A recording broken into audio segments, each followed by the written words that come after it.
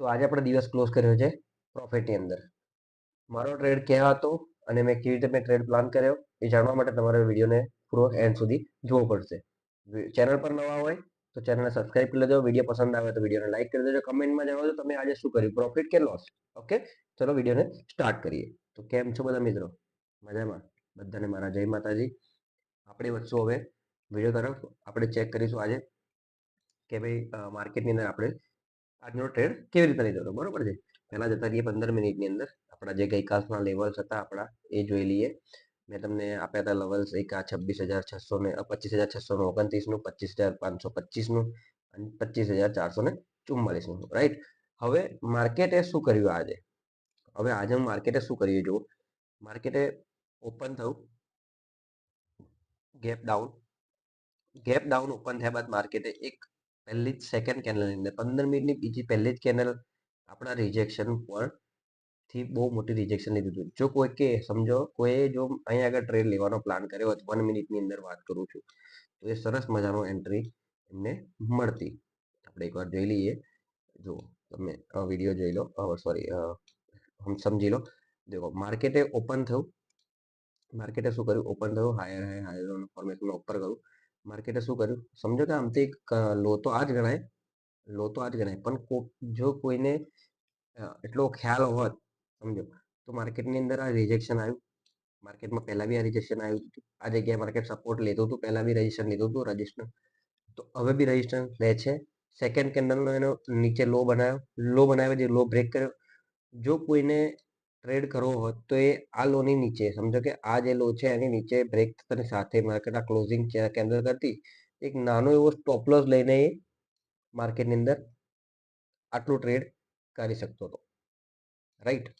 આ ટ્રેડ બનતો હતો જોવા જઈએ તો. આપણે નથી કન્સિડર કર્યો. બરોબર છે. કારણ કે બેસ્ટ હું પ્રિફર કરું છું કે અડધો કલાક પછી માર્કેટને એકવાર સસ્ટેન થવા દઈએ. માર્કેટ શું કરવું છે પહેલા જોઈ લઈએ પછી. કારણ કે અહીંયા દેખો ઇનડિસિઝન કેન્ડલ, પછી ઇન્વર્ટર હેમર, તો મતલબ માર્કેટને શું કરવું છે તો ખબર જ નથી ને એક આ રેન્જમાં માર્કેટ ફસાઈ ગયું હતું. પછી માર્કેટે બીજી બે કેન્ડલની અંદર માર્કેટે રેન્જ તોડી બી કરી. આપણો એક ટ્રેડ અહીંયા આગળ મેં માર્ક કરેલી છે લાઈન, પહેલા એ જોઈ લઈએ. તો તમે જુઓ, હા યસ, આ જગ્યા પર જ્યારે માર્કેટ આપણું જે લેવલ્સ હતું 25,525 નું એને માર્કેટે બ્રેક કર્યું. બ્રેક કર્યા બાદ માર્કેટે એક મસ્ત મજાની કેન્ડલ બનાવીને હાઈ બનાવ્યો. આપણે હાઈને માર્ક કરી રાખ્યો હતો, પણ માર્કેટે બહુ જ ટાઈમે આગળ વેટ કર્યો. કન્સોલિડેશન એટલું બધું કર્યું હતું માર્કેટે અને પછી છેલ્લે આ જગ્યાએ માર્કેટે બ્રેકઆઉટ કર્યું. હવે તમે ટાઈમ જુઓ, અહીં આગળ કેટલા વાગ્યા હતા ભાઈ? 10:30 પહેલા 10:45 આસપાસ સમજો, 10:15 આસપાસ, 10:15 થી લઈને માર્કેટ છેક 12:30 વાગ્યા સુધી, 12:30 વાગ્યા સુધી માર્કેટે એક જ રેન્જમાં ફસાઈ ગયું છે. દેખો માર્કેટે શું કર્યું? એક જ રેન્જની અંદર ફસાઈ ગયું. હવે માર્કેટે જ્યારે એનો આપણો જે હાઈ માર્યો હતો, આપણે સ્વિંગ માર્યો તો એ સ્વિંગ તોડ્યો, પણ માર્કેટની અંદર કંઈ નહીં કરતા પણ 2 કલાક થઈ ગયા હતા યાર. 2 કલાક પછી હું ટ્રેડ કરવું એ થોડો સેન્સ નથી બનતો. એટલા માટે મેં ટ્રેડને અવોઇડ કર્યો. બ્રેકઆઉટ આવ્યું હતું, ટ્રેડ મળ્યો તો સરસ મજાનો સ્ટોપ લોસ રાખતો, આરામથી મને પ્રોફિટ થતું. અહીંયા સુધી પ્રોફિટ રાખ્યું તો આરામથી મને પ્રોફિટ થતું. તમે જો હું બતાવી દઉં તમને. સમજો કે આને ક્લોઝિંગ પર મેં એન્ટ્રી લીધી, મારો આ સ્ટોપ લોસ હોત અને મેં મસ્ત મજાનો 1:1 બી ટ્રાય કર્યો હોત ને તો બી ઇઝીલી મને આ સ્ટોપ લોસ ટાર્ગેટ મળી જતું. ઓકે, પણ રિસ્ક નથી લીધો. બરોબર છે. રિસ્ક નથી લીધો આપણે કે ભાઈ ખોટું રિસ્ક લેવું બહુ સારું નહીં. પછી એની ઉપર આપણે એક લેવલ આપેલું 25,629 નું. બરોબર છે. એની નીચે એક રાઉન્ડ લેવલ છે 25,600, જેને મેં માર્ક કરી રાખ્યું છે અને એની અંદર એક ઝોન બી માર્ક કરી રાખ્યું છે. ઝોન પહેલા તમને સમજાવી દો કેમ માર્ક કર્યો છે. 15 મિનિટમાં જતા રહીએ આપણે. જ્યારે માર્કેટ આ જગ્યાએ પહોંચ્યું હતું ને ત્યારે માર્કેટ અહીંયાથી રિજેક્શન લીધું. દેખો એકવાર રિજેક્શન લીધું, સેકન્ડ ટાઈમ બી ગયું માર્કેટ, ત્યાંથી ફરીથી રિજેક્શન લીધું અને અહીં આગળ આ જગ્યા પર બહુ બધી બાઇંગ સાઇનની ઓપોર્ચ્યુનિટી વધારે હતી. એટલે કે બાઇંગ સાઇનમાં માર્કેટ જાય એવું દેખાડતું. તો આપણે શું કરીએ, માર્ક કર્યું કે પાછું પ્રીવિયસ ના આવી. દેખો પ્રીવિયસ ડે ની અંદર બી સેમ જગ્યાથી માર્કેટ રિજેક્શન, રિજેક્શન. તો આ રેઝિસ્ટન્સની જેમ કામ કરતું હતું. આ જે ઝોન હતું એ રેઝિસ્ટન્સની જેમ કામ કરતું હતું. અહીં આગળ સેલરો એક્ટિવ હતા 25,600 પર. રાઈટ, 25,600 પર સેલરો એક્ટિવ હતા. બટ આજના દિવસની અંદર અહીં આગળથી સેલરો નીકળી અને બાયરો અંદર જતા હતા. બરોબર છે. તો અહીંયા આગળ બાઇંગ વધતું હતું.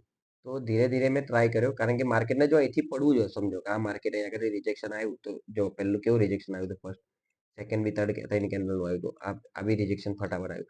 તો માર્કેટને જો અહીંથી રિજેક્શન લેવું હોત તો એક હાથે નીચે આવી જતું, બટ માર્કેટે રિજેક્શન નથી લીધું. સેકન્ડ ટાઈમ માર્કેટ એક જ કેન્ડલ બનાવી ના લીધું.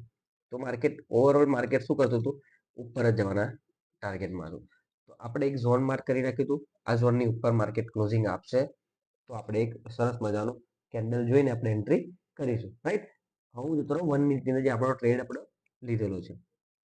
જો 1 મિનિટની અંદર આ ઝોન ક્રોસ કર્યું, એક મસ્ત મજાની હેલ્ધી કેન્ડલ, એંગલ્ફિંગ કેન્ડલ દેખો તમે, મસ્ત એક ડોમિનન્ટ કેન્ડલ છે, જેને આને કહેવાય કે મસ્ત મજાની કેન્ડલ, હેલ્ધી કેન્ડલ કહીએ ને આપણે, એને કહેવાય છે. આ કેન્ડલ મેં દેખ્યા બાદ જોયું કે ભાઈ હા વોલ્યુમ હતું કેન્ડલની અંદર વોલ્યુમ હતું, એટલા માટે આપણે અહીંયા ટ્રેડ ઇનિશિયેટ કર્યો, ટ્રેડ આપણે પ્લાન કર્યો અને સરસ મજાનું 1:3 આપણે પ્લાન કર્યો. જો બતાવી દો, 1:3 આપણે પ્લાન કર્યો હતો. ઓકે, 41 પોઈન્ટનું ટાર્ગેટ હતું આપણું, 1:3 નો આપણો ટાર્ગેટ પ્લાન અને બી ડન. માર્કેટની અંદર હોલ્ડ કર્યું હોત, સમજો મેં જો હોલ્ડ બી કર્યું હોત ને, તો ઇઝીલી હું કંઈ નહીં કરતા 1:5 લગીને તો આરામથી પહોંચી જતો. જો 1:5 તો આરામથી ટચ કરતો હતો ક્લોઝિંગના ટાઈમે બી. એટલીસ્ટ મેં જો ક્લોઝિંગ સુધી વેટ કર્યો હોત ને તો બી મને 1:5 તો મળતું, પણ આપણે શું કર્યું, 1:3 ઇનફ છે.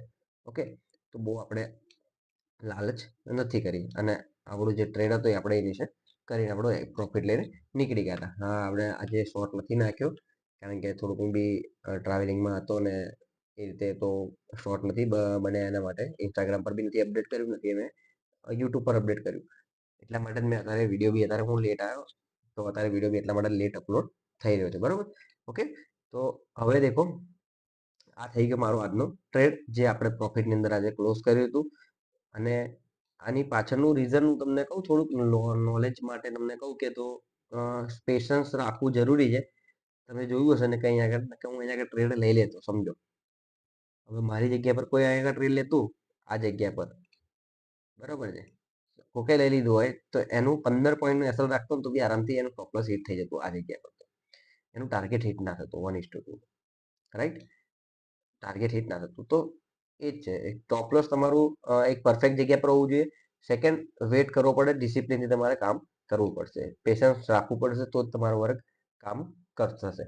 ઓકે, તો આજના મારા ટ્રેડનું આ લોજિક હતું.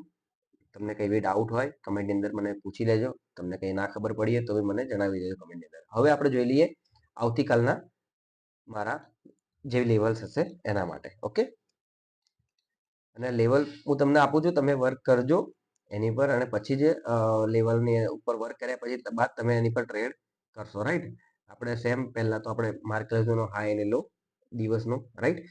હવે જો તમે માર્કેટ ગઈકાલની રેન્જ, આજે જે માર્કેટ ઓપન થયું, તમે જો 15 મિનિટની અંદર તમને જો ખબર પડે ને, આજે માર્કેટ ઓપન થયું, વન વે ઉપર ગયું, પણ ગઈકાલની જે રેન્જ છે ને આખી એની અંદર ઇંગલ્ફિંગ થઈ ગઈ છે. જો આખો જ ઇંગલ્ફિંગ થઈ ગઈ છે. હવે એ ઇંગલ્ફિંગ થઈ ગયું છે તો આપણે થોડુંક તો એનું બી કંઈક કારણ હશે, બરોબર છે. અને તમે અત્યારે બી જુઓ તો તમને એક આ લેવલ મળશે, એક આ રિજેક્શન, એક આ જગ્યા પર રિજેક્શન, તો આ એક લેવલ છે 25,600, રાઈટ, 25,600 નું એક આ લેવલ છે જે આપણને કામ કર્યું છે, માર્કેટમાં વર્ક કર્યું છે, જે આપણો ટ્રેડ બી આજે લીધો હતો આપણે છેલ્લે એન્ડ ટાઈમ પર, અને એ જ લેવલ એક વર્ક કરતું દેખાય છે. સેમ લેવલ બીજો એક નીચે બી છે, બટ બહુ નથી જરૂર હમણાં એના માટે, કેમ કે માર્કેટ અત્યારે અપર સાઈડ છે. માર્કેટ આ જે ગેપ ફિલ છે એ ગેપ ફિલ કરવા ઓલમોસ્ટ પહોંચી ગઈ છે. માર્કેટ અહીં જે ગેપ આટલી છે તો બહુ નથી રહી, તો કાલનો દિવસ કદાચ બની શકે માર્કેટ હજુ બી ઉપર જવાની વાત કરે, રાઈટ, મને તો એવું જ દેખાઈ રહ્યું છે. ઓકે, તો જોઈએ હવે કાલે માર્કેટ ક્યાં ઓપન થાય છે. મેં તમને 3 લેવલ આપી દીધા છે, તમે લેવલ જોઈ લો, 25,698, 25,600 અને 25,375. આ 3 લેવલ એવા છે જે આપણે કાલના દિવસમાં ફોકસ કરીને કામ કરીશું. અને જે બી લેવલ્સ અંદર બનતા હોય વેટ કરો, અડધો કલાક યા તો કલાક વેટ કરો, માર્કેટને 10-1 વાગ્યા સુધી માર્કેટને સસ્ટેન થવા દો. પછી માર્કેટની અંદર તમે અંદર ઇન્ટરનલ તમે હાઈ લો, યા તો પછી અંદરના ઇન્ટરનલ તમે કોઈ બી લેવલ માર્ક કરો કે જે તમને લાગે છે કે ના ભાઈ એની અંદર મુવમેન્ટ આ રીતે માર્કેટ રિજેક્શન 2-3 વાર કર્યું છે. પ્રીવિયસમાં બી કર્યું છે ને અત્યારે ત્યાંથી માર્કેટ રિજેક્શન લે છે. તો એવા લેવલ માર્ક કરો જે આપણે આજે બી કર્યું હતું. અને એ લેવલ માર્ક કર્યા બાદ એનું બ્રેકઆઉટ આવે છે યા બ્રેકડાઉન આવે છે તો રિટેસ્ટ પર તમે એન્ટ્રી લેવાનો પ્લાન કરી શકો છો. ઓકે રાઈટ, સમજી ગયા બધા? ના સમજ્યા હોય તો કમેન્ટમાં જણાવજો મને કે ખબર નથી પડી. બરાબર, ટ્રાય કરીશું હજુ થોડું સરળ ભાષામાં સમજાવવાનું. અને ચેનલ પર નવા હોય તો સબસ્ક્રાઇબ કરી લેજો. બિગનર સિરીઝ સ્ટાર્ટ થઈ ગઈ છે, 3 વિડીયો આવી ગયા છે બિગનર સિરીઝના, જરૂરથી ચેકઆઉટ કરી લેજો. લિંક તમને આપેલી જ છે, ચેનલ પર નાખેલા છે, પ્લેલિસ્ટ તમને બનાવેલી છે. બરોબર છે, મારી ઇન્સ્ટાગ્રામની લિંક બી તમને બાયોની અંદર ડિસ્ક્રિપ્શનની અંદર મેં આપેલી છે. તમે ત્યાં બી જઈ શકો છો, ત્યાંથી મને ફોલો બી કરી શકો છો. ત્યાં આગળ તમને દિવસની અંદર અપડેટ તમને મળી જશે કે આજના દિવસમાં મારું શું થયું એનું. બરોબર છે, તો ચલો મળીએ બીજા એક વિડીયોની અંદર. ત્યાં સુધી લર્નિંગ પર ફોકસ કરો. ઓકે, જય માતાજી.